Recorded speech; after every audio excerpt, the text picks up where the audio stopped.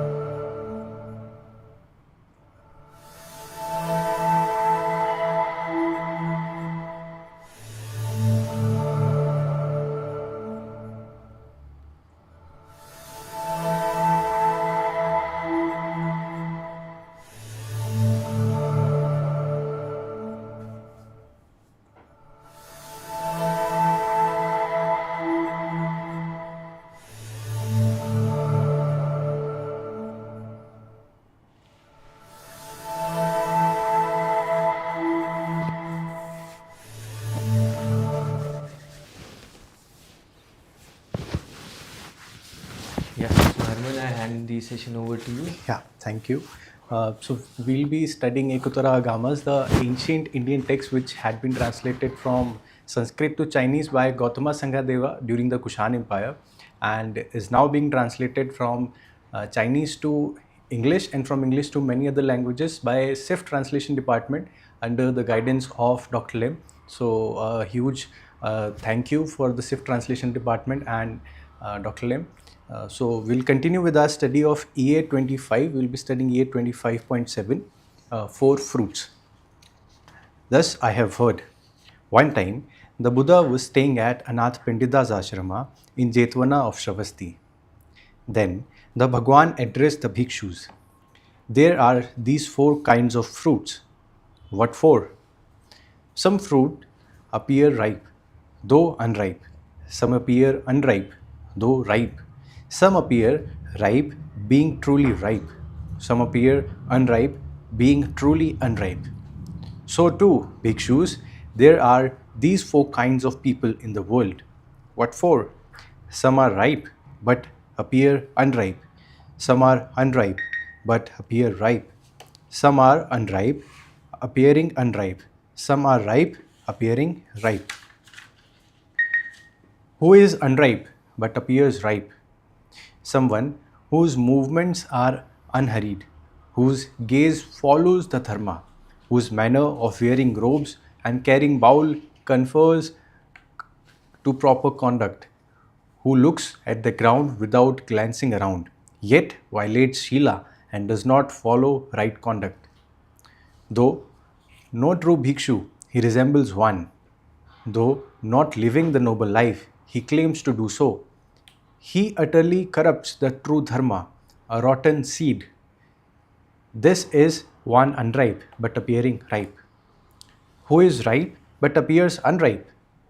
A bhikshu whose behavior seems careless, whose gaze is unsteady, who does not act according to dharma, who likes to glance about, yet is diligent, learned, cultivates wholesome dharmas, maintains Shila perfectly, never neglecting decorum, and trembles at the slightest wrongdoing.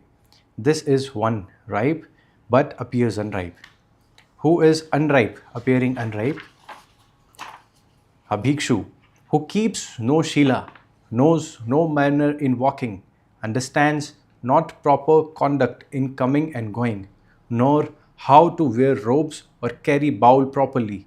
His faculties are disordered, mind attached to sensual pleasures, violating shila, not practicing rightly. No bhikshu, though resembling one, not living the noble life, though appearing to do so, a rotten person beyond reform. This is one unripe, appearing unripe. Who is ripe, appearing ripe?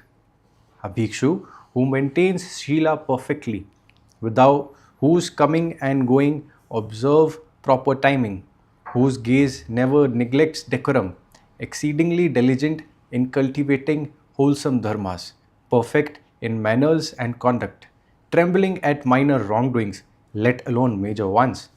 This is one ripe, appearing ripe. Thus, bhikshus, these four fruit-like persons exist in the world. You should emulate the truly ripe ones. Thus, bhikshus, should you train yourself. When the bhikshus heard what the Buddha said, they followed it with joy. Yes, doctor. Yes, so you see how skillful Buddha is here. Yeah. He is giving the example to compare the fruits of a tree to the students of his, you can say, Sangha. Yeah. And he's trying to say that how there are types of fruits, Then he gave the 4 types of fruits. What did he say? Some appear ripe, Appear ripe. but technically they are not, No. right? Then some, they appear unripe, but technically they are already ripe, okay? In both these, you will miss out their true nature. Then he said that they appear ripe and they are truly ripe. They appear unripe and they are truly unripe. They appear as it is. So that he compared it with now bhikshus. Bhikshus. And he says the first one, a bhikshu who keeps no shila, okay? No manners in walking. Now here you should look at discipline in life, Some people fake they are very disciplined, they are very goody, they are very nice and they are very kind. But actually they are like the fruit that they show they are ripe, but they are technically crooks, they are not ripe, right? They are actually unripe. So when you see these things, so understands not proper conduct in coming and going, nor wears the robe or carry bowl properly, his faculties are distorted. You can see that this guy is a crook. With all his words, his action, everything, he know that this bhikshu is not a real bhikshu, is still not achieved it, achieved it. Then he is violating Shila, not practicing rightly, no bhikshu through, though resembling one, okay, he resembles one. It acts out like one, shows off like he's one. Yeah. But when when he walks, when he talks, when he does things, and he's not living the noble life, though appearing to do so. He's showing, I'm living very noble life, I'm very righteous, I'm very kind and all things. He's actually a rotten person beyond reform. Yeah. This is one unripe, appearing unripe. Right? So here I went with the third one. Okay, this is directly. Then I want to go with the ripe one also. A bhikshu who maintains Shila perfectly, whose comings and goings observe proper timing, whose gaze never neglects. So the one who is disciplined, who does as it is. So we know this is he and this is how it is. And this is the one that is the best to get inspired and do. So these are people as it is. You can find out. But what about those who fake? Okay, now we know these two. We know what is an unripe, what is a ripe. Now let's compare how an unripe is going to act as a ripe. And when you say someone whose movements are unhurried, okay, whose gaze follows the dharma, whose manner of wearing robe and carrying bowl conforms to proper conduct, who looks at the ground without glancing around, yet violates Shila, but does not follow the right conduct, though no true bhikshu. Means he is breaking Shila, but he is attempting to do everything that needs to be done in response to being a good student. Yeah. He might be failing in the exams. But he might be not performing well on stage, whatever it is. But he's a good student in the class. He's attending classes, he's taking the notes, he's finishing the assignments. We know that even though right now he's unripe, he is the ripe one. Yeah, path. Means it's like the farmers in the mango season, they know which fruit they're going to keep which are going to give a good market value. This is scary. So, though no true bhikshu, he resembles one, though not living the noble life he claims to do so, he utterly corrupts the true dharma. Okay, a rotten seed, this one is unripe but appearing ripe. Right. Now, this was the other one, right? Yeah. So, you should understand the basic idea is what somebody is showing and what he is. These things. So, Buddha is very nicely comparing the fruits with the personalities of people, and I think if we can understand this, we can start seeing life in that manner. People in our lives, if they are going to be those fruits that are going to be ripening over a period of time, even though they are unripe right now, they are already ripe, and they are actually to be used for the purpose that they are ripe. Things should be used, but be aware of those who show that they are ripe when they are not, and who are showing that they are unripe when they are not only. Yeah, so you need to be particularly clear about these things. If you can know that, then you become the good fruit chooser. You get to know what to choose, right? I think that is how Buddha was. Buddha skillful means, and it also takes you back to the classroom. Sometimes we used to behave like before exams. I have studied, but when the marks came. Oh, so sorry. But you see, the teacher still loves the disciplined child. Everyone. Even if he fails, the teacher will take the extra effort to give that person that special thing. Even the one, I think, so the one who is unripe and shows that I am unripe, that kid is also being because he's honest, means he's one kind of a tapori child, but he still shows that he's tapori. He's not trying to show that he's good. No ways. I am. Yeah, I'm like this. So what? Even then, he is the most loud one. Yeah. But one who is like, as Dr. Lim said yesterday, double-tongued, who is a crook, we cannot find out, who's trying to be cunning. These are the ones you should be aware of, That's it. What makes us aware of these things? So you observe. When you observe what they speak and what they do, you observe. So I know I met once a very senior guy, I don't want to name him, and he was owning a big property, and he used to show that he's very kind, and he used to always show. I used to feel, wow, this guy is such a noble guy, so kind-hearted, so helpful. I was very impressed with him. So, but I was reading the Buddha's text, so I knew that I will never get shocked and never get surprised. So these two things always helped me. I used to get impressed, but never get into that mode of starting believing what I'm seeing. So I used to see, let me see the whole. So one day, when he is not aware, I'm seeing him. He's having a fight with the security guard over some lost ducks. Oh. Okay, out of the, I think so, 15-20 ducks, 1 or 2 ducks went missing. He's blaming him that you ate this duck, and I was looking, what? Why so much? You are abundant. Why, when you are the one who was talking about giving, but you are fighting with that little poor fellow for a missed duck that you ate it. You claim to do that. Then I saw him, then my view started to change about him. I said, my goodness, this part I never saw. Then I saw him that he used to talk very good and very soft spoken to me, but on the other side, when he was talking to people, he was abusive. He was saying, then on one side he was showing, oh, be good, don't do this, be aware. On the other side, he only used to drink and and I see so many bottles. Then I thought, my goodness. So when I had to make a decision in life, whether to go along with him or not go along, my decision was very clear. I will not go with this person who shows that he is ripe when actually he is not ripe. I think that helped you in a very good manner. So this is what I mean when I say awareness. You should be like having the 360-degree view of things. So observe people from all sides and see, are they faking their goodness or they are good basically? And one part is where it comes to goodness and stuff like this, but sometimes we have to show. There is also called fake it till you make it.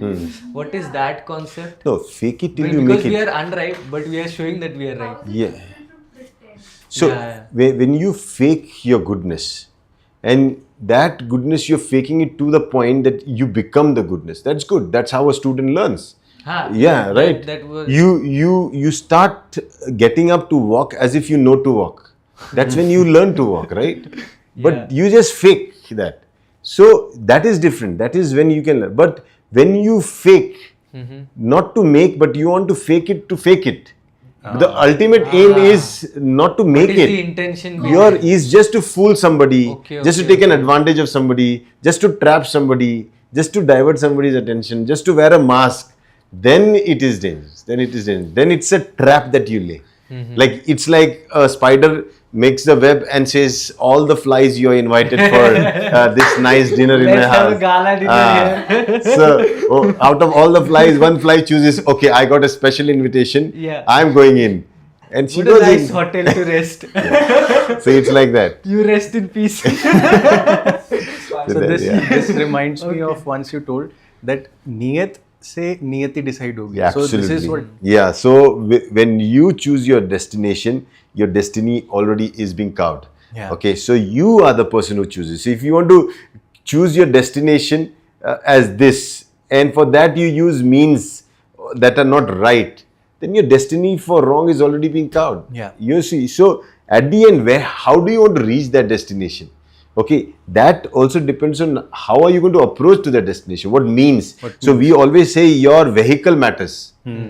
Destination is there, but what vehicle is driving you there will take you either fast or slow, and your journey will be dependent on the vehicle. So we call it yana, the vehicle. So you could have a smaller vehicle or a greater vehicle.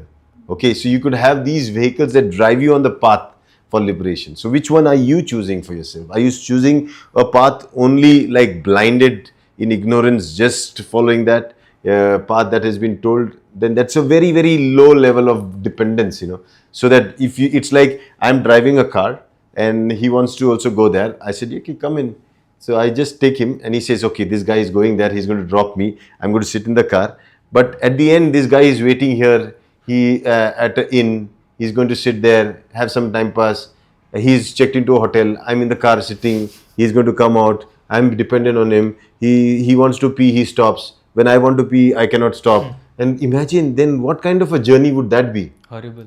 Exactly.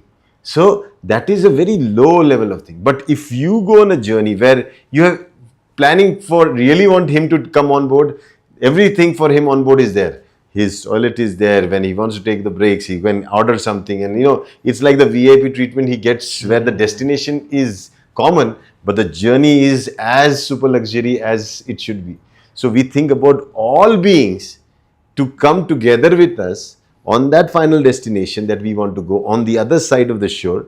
Okay, that's true liberation, and that's how we talk about the great vehicle. So preparing yourself to do great things, you need that kind of a big vehicle with you. Yeah.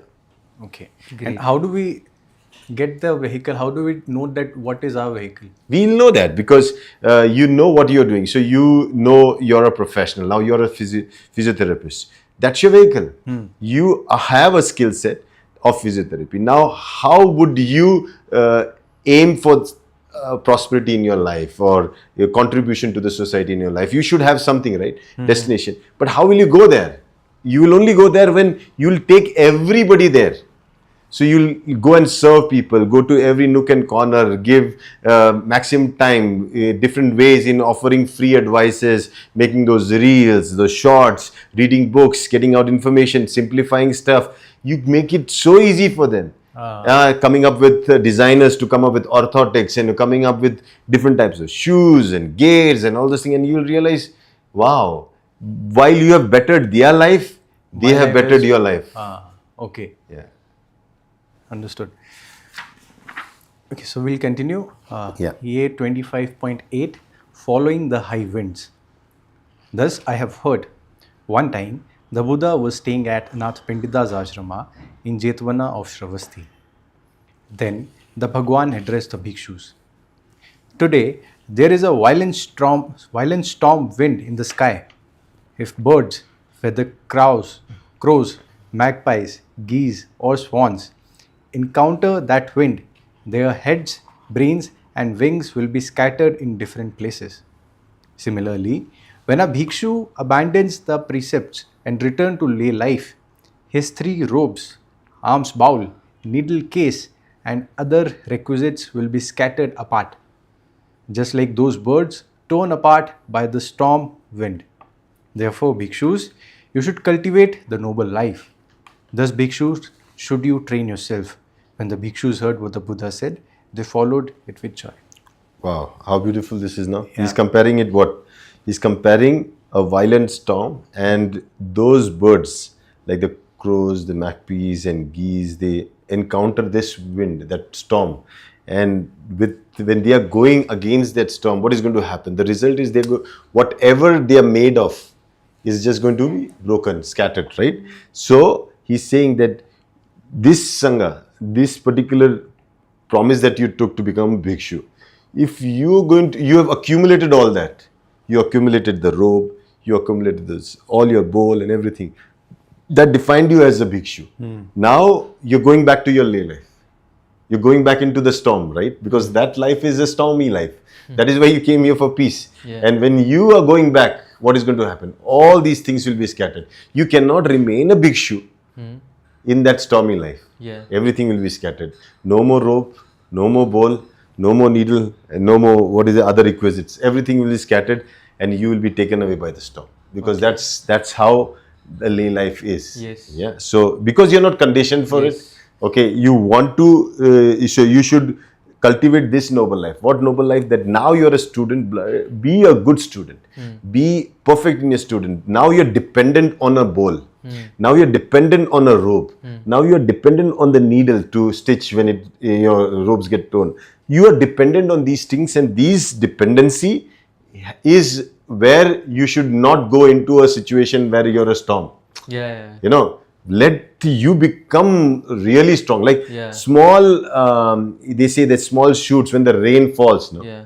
the same rain just washes away them because their roots have not held on to the ground too strong, right? So the rain that was supposed to give life is taking away life. Which life? The weaker life. But when the trees have grown big, they can withstand any storm. So unless you don't pass over the bhikshu stage and reach to that stage where now you can face the storm, Yeah. do not enter into the storm. Don't be overconfident, I think so. So many people, they don't realize, they think that now I'm this age and this thing, I want to just go and start my family life and this thing. But did you see whether you're financially capable of supporting a family? Then you want to have a kid. Are you sure you're going to provide for the kid? Are you sure you're only going to provide financially or going to provide in terms of culturally, emotionally, everything? Do you so have many all the things. time? Yes, of course. You're not just bringing a child to give him a school and feed him food. You're bringing a child so he becomes a part of you, right? So you need to give him time. Do you have the time of spending the Saturday, Sunday on a vacation with him? Do you know that you'll be able to give that much time? If you have time, if you have the resources to bring up a child, fantastic, go and bring up a child. But if you don't, The storm is Don't there. enter the yes, storm. the And storm it is will going to scatter blow the you. family. Absolutely. Oh, Absolutely. That's why we have so many disturbed families now. We have that because people are not, they think that I can just walk into the storm with everything. The Yeah. storm is just going to blow out everything. You scattered everything. See, the heads, the brains, the wings, scattered it isn't what we see in the world today. So that's exactly what is happening. This was my favorite destination, to be in the storm. Oh. Every time I used to learn something, I used to go and then scattered everywhere. So they say that when the flame is small, Yeah. a small wind also Yeah, can blow yeah. it off. Yeah. But when the flame becomes fire, Yeah. every storm just adds up to become the fire more and more. But that day you shared this before also, and that time I wanted to ask you, but how does this little flame now become a big fire? Because it needs to be protected. That's why the early stage, you need to have a good teacher. You need to have good skills. These skills will become your protective tools. They will become your weapons for you to face the world. When you will need that.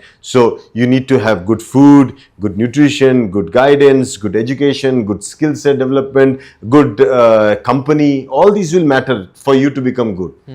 If you miss out on all that, Then you will be vulnerable in the storm. Yeah. And that's exactly what Buddha is saying, that Sangha is important. Yes. Without the Sangha, there is no way you will be able to see your true Dharma, what you can contribute. And without the true Dharma being realized of what you have contributed, you will never become a Buddha that you wanted to be.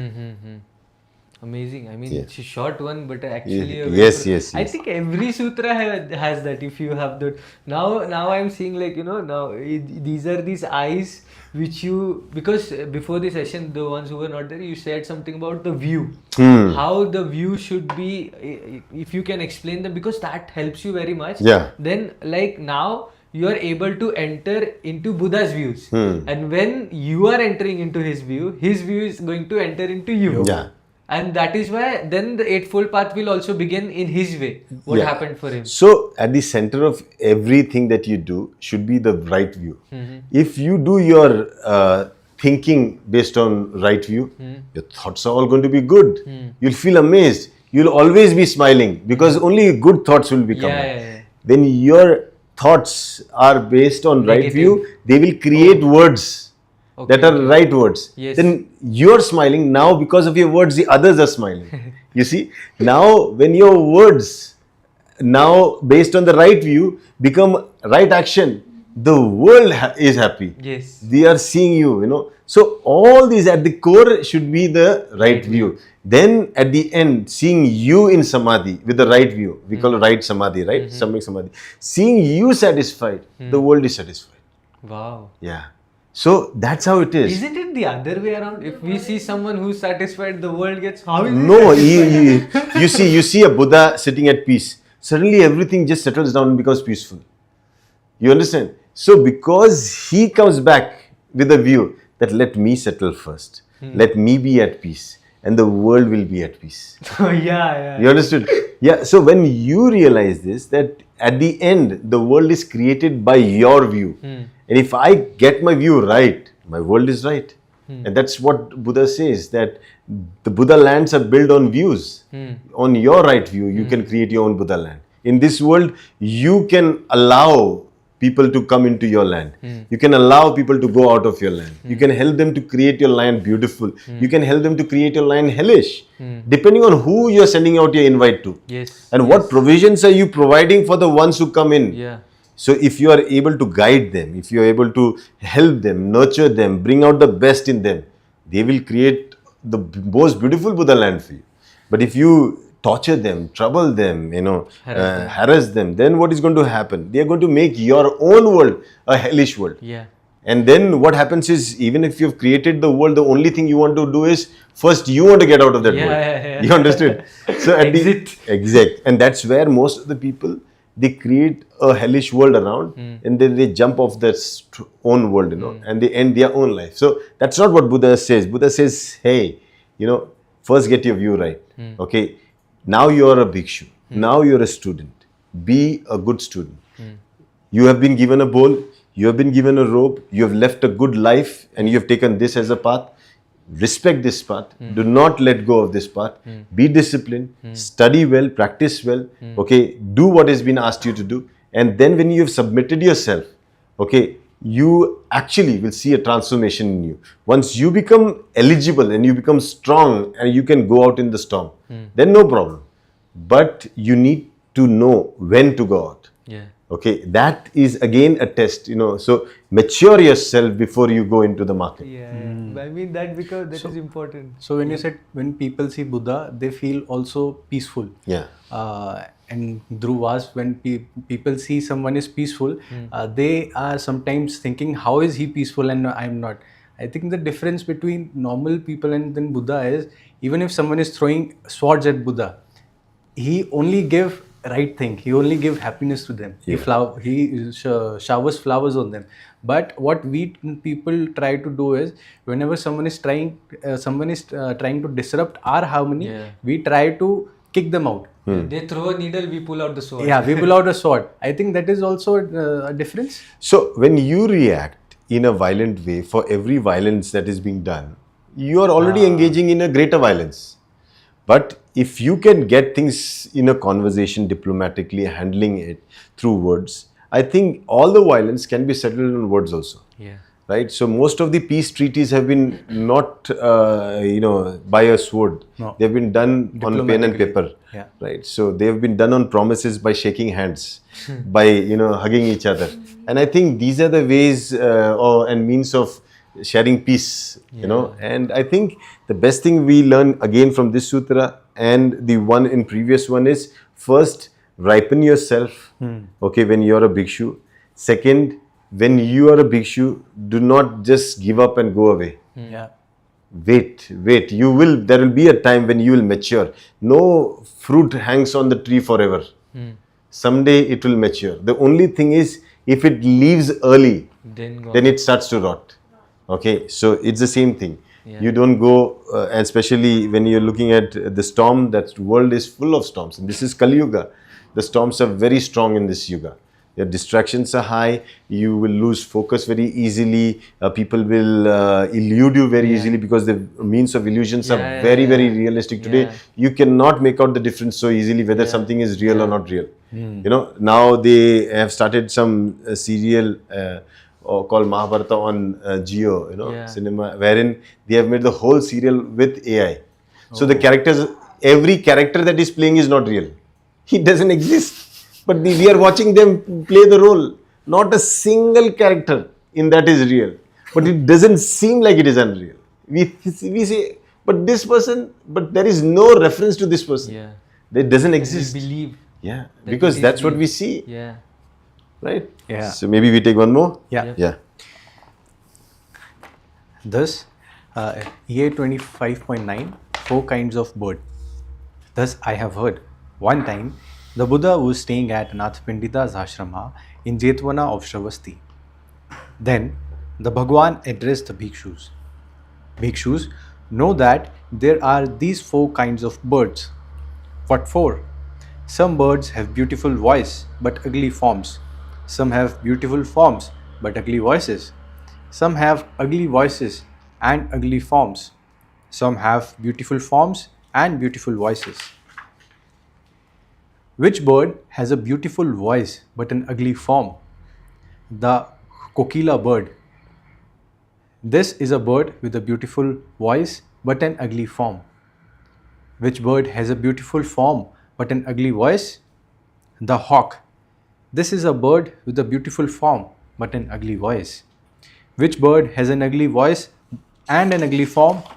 The owl. This is a bird with an ugly voice and ugly form. Which bird has a beautiful form and a beautiful voice? The peacock. This is a bird with both beautiful form and voice. Thus, bhikshus, these are the 4 kinds of birds you should recognize. Similarly, there are 4 kinds of people in the world comparable to these birds, whom you should recognize. What for? There is a bhikshu with handsome features, perfect deportment, in going out and coming in wearing his robes and carrying his bowl, in bending, stretching, and all postures. Yet he cannot recite the Dharma teachings, neither the beginning, middle, nor end. He cannot uphold the teaching nor recite it well. This is a person with a good form but not a good voice. And who is the person with a good voice but an ugly form? A bhikshu whose deportment is going out and coming in bending, stretching, wearing robes, and carrying bowls is imperfect, who is fond of talkative explanations. Yet he is diligent in moral discipline, understands what he learns from the Dharma. He learns in all the teaching, their beginning, middle, and end, with profound penetration of their meaning, perfect in the noble life, and maintains and recites those teachings well. This is a person with a good voice but an ugly form. And who is the person with an ugly voice and an ugly form? One who violates the Shila, is lazy, not learned, forgetting what he has heard, who should practice the noble life in accordance with this Dharma but refuses to accept it. This is a person with both an ugly voice and an ugly form. And who is the person with both a good voice and a good form? A bhikshu with handsome features, perfect in deportment when going out and coming in, wearing robes and carrying bowl without glancing around, who is diligent in cultivating wholesome qualities, complete in moral discipline, trembling even at minor wrongdoings, let alone major ones, who is learned and retains what he has learned, who is accomplished in all teachings, their beginning, middle, and end, practicing the good way and reciting those teachings well. This is a person with both a good voice and a good form. These are the four kinds of people existing in the world that you should recognize. Therefore, bhikshus, you should train yourself to be those with both a good voice and a good form. Thus, bhikshus, you should train yourself. When the bhikshus heard what the Buddha said, they followed it with joy. Yes, Doctor. Yeah. So again, Buddha has been very observant with the world around, right? So most of the time he spent in the forest, right? So he looked at the law, the nature, and he saw that there are these things that I can compare. Because when you see A and you see A has these qualities, you can use these qualities to find similarity between the others. And he found that. And very nicely he says about the four kinds of bird, right? Some birds have beautiful voices but ugly forms. And what example he gave for that? He gave the word kokila bird, right? Then which bird has a beautiful form but an ugly voice? He gave a hawk. Okay. Now you give an ugly voice and an ugly form. Owl. Owl. Right? Bird which has a beautiful form and beautiful voice. Peacock. Peacock, yeah. So he knows that. And then he's comparing that with people now. So when he's saying that there is a bhikshu with handsome features, well, looks good and nice, you know, perfect deportment, is going out, coming in, wearing his robes, and that's stylish banda, you know? So if that kind of guy is there, yet he cannot recite the dharma. Verbally he's out. Okay, neither beginning, middle. But when it comes to style, perfect. Perfect. Okay. So we had these people Yeah, in class then- also. yeah. In class there was someone who had the dress up to not even to hair. But you ask this guy anything. My teacher asked him or we ask him, hey bro, you look the best among the students. Can you just give us this answer?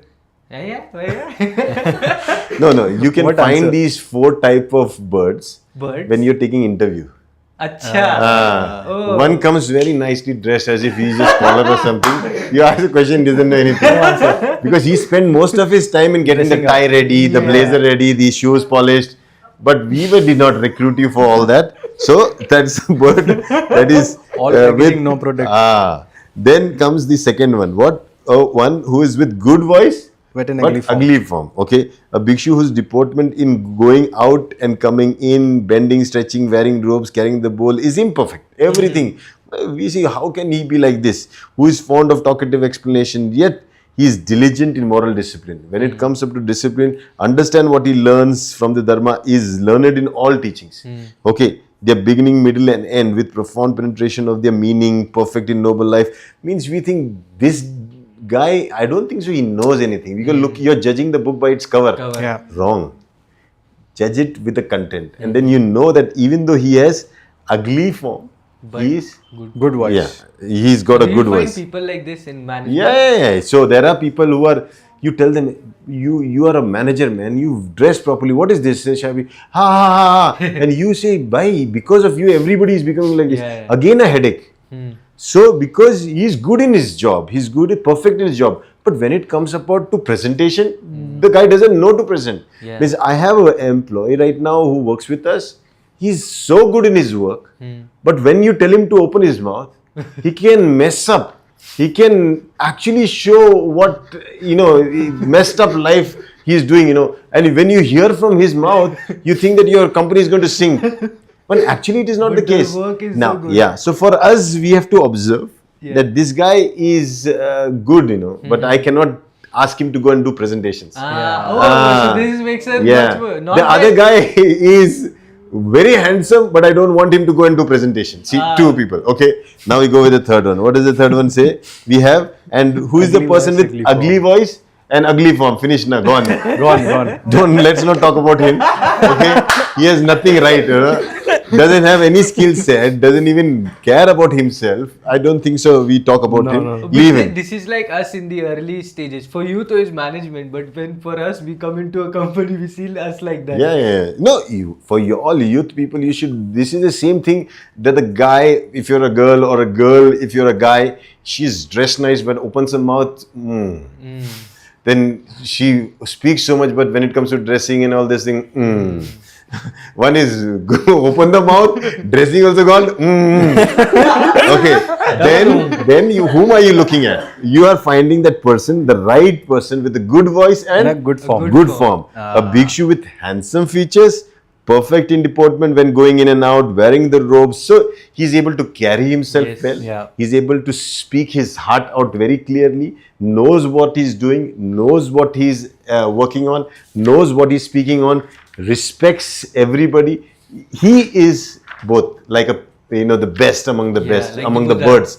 So you say the best among the birds is Peacock. peacock, right? Yeah. And that is why we always respect the peacock. Yes. So even though it's a male bird, Yeah. okay, yet it's the most beautiful male bird. Yeah. Usually male, it's always the female that is beautiful. Yeah, it's always the female that is beautiful. The But animal this one kingdom. is a peacock, But right? still- Not a peahen. Oh. Peahen is not as beautiful as a peacock. it? Yeah, No. peahen is not beautiful. Very ugly. Same. No.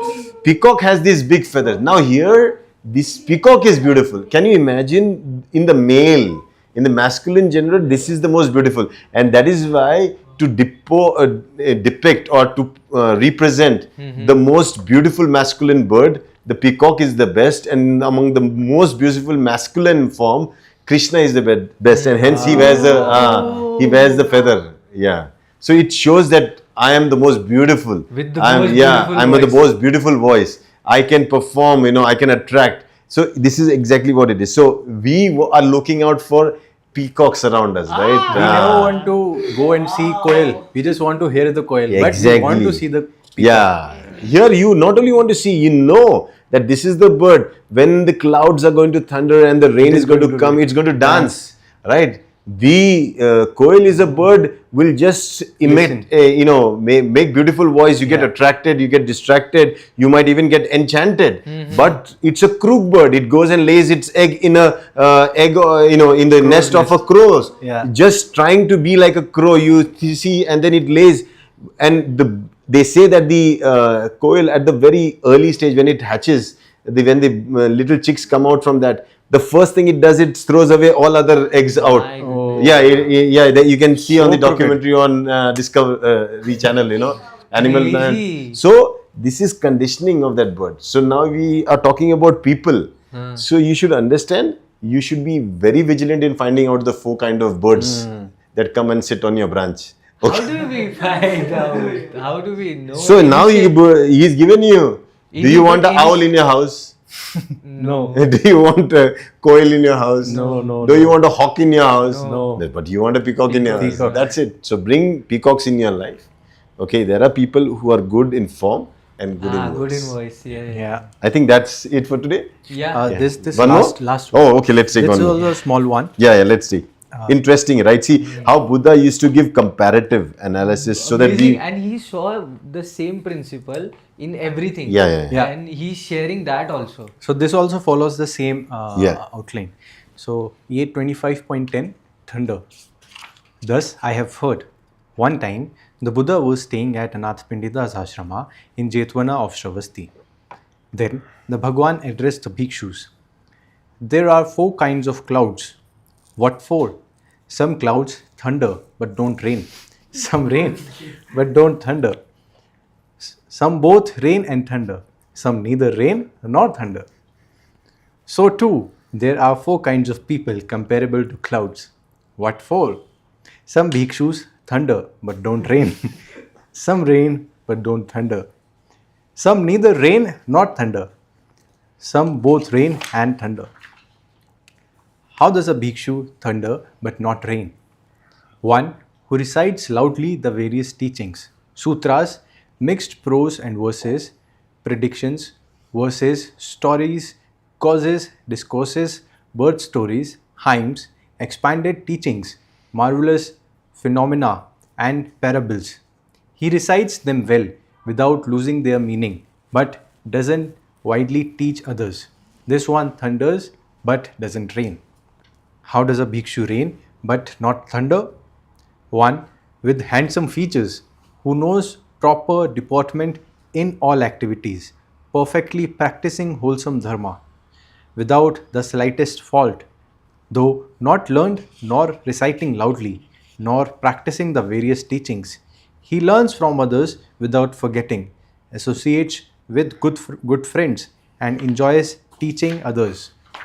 This one reigns but doesn't thunder, who neither rains nor thunders, one with unattractive features, lacking proper deportment, not practicing wholesome dharma, unlearned, not reciting aloud, not practicing the teachings, nor teaching others. This one neither rains nor thunders, who both rains and thunders, one with handsome features, perfect deportment, who loves learning and retains what he learns, who enjoys teaching others and encourages them to accept the dharma. This one both rains and thunders. These bhikshus are the four kind of people. Therefore, bhikshus, you should train accordingly. When the bhikshus heard what the Buddha said, they followed it with joy. Yeah. Again, good example. Yeah. Okay, I think he spent a lot of time in the rainy season. Okay, he knew that there are some clouds, that come, but they don't rain. No. Okay, so this is a very common thing that doctors sometimes explain. NATO. NATO? No action, talk only.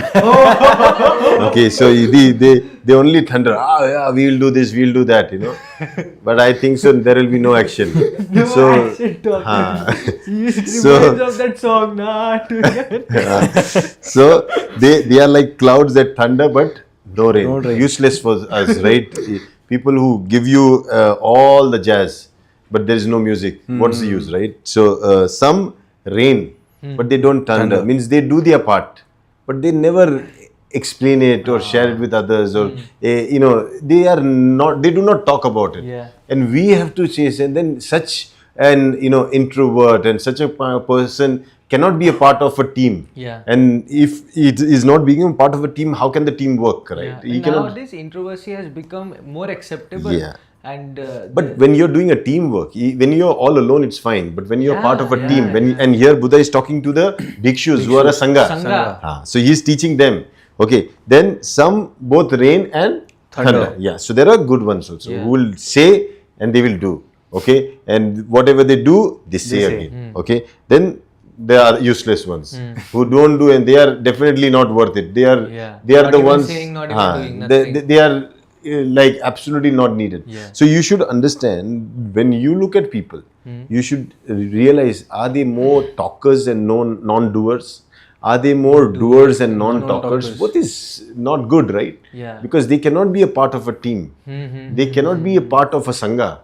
Okay, but somebody who says it, does it, inspires others to do it, and then tells them to also say it. That's the team that you're doing. That's the team you're building. So when you have a team like that, that is inspiring another one. It's like a series of logs of wood that is burning. One burns, you just burn one side, right? Then it burns the others. Yes. So similarly, that's how you get fire. You get the whole team working. But if one decides not to share, then the fire is going to get extinguished, right? Then the whole teamwork is gone. So here Buddha is trying to tell them Sangha means coming together, working together, as a team. being not like those four clouds, okay? Being that one type of cloud that rains also and thunders also, right? And I think with all the examples that he's given, he's talking about the ripe and the, unripe. who is ripe and who seems to be ripe also, right? He's not talking about the unripe, he is useless. But this is the kind of a philosophy that is used even by Nagarjuna, Chatushkoti? Chatushkoti. Okay. So they used to with the four perspectives, you come to a conclusion. And here, if you look at it, this is exactly what is being done here. So at the end, what you want the ripe to be, exactly like the way the ripe should be, right? You want the one who is good looking and good speaking to be the one a part of you, right? And who can say and do it. I think that's what we call a good team member to build a good team. Yeah. So today's sutras are all about team building. Yeah. Okay, so it was a wonderful session. Thank you so much, Doctor, for Thank taking you. out the time and coming today. So we will see you next week on Saturdays, Yeah. 8:30 a.m. for Hindi Nikaya. Until then, take care. Bye bye. Bye bye.